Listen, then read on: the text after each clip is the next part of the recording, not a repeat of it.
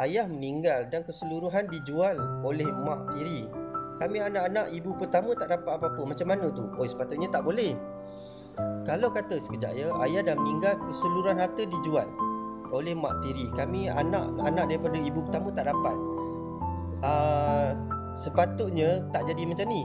Kalau harta tu harta ayah dan kalau dijual, sepatutnya semua waris faraid dia layak menerima hasil jualan tu. Melainkan benda ni nak kena semak. Melainkan harta tu mak tiri dia dah tuntut sebagai harta sepencarian. Maksudnya bila mak tiri buat harta sepencarian, rumah tu sebagai contoh dapat dekat mak tiri. Maksudnya dapat dekat mak lah, mak walaupun mendapat kat mak tiri sebagai satu persatu ataupun keseluruhan bahagian. Kalau macam tu, kalau dia jual, memang dia tak perlulah bagi dekat anak-anak daripada bini yang pertama ni. Cuma harta sepencarian tu nak kena confirm ada ibu tiri ni, mak tiri ni dia ada buat ataupun tak. Kalau tak buat, benda yang dia buat macam tu, cara dia salah lah.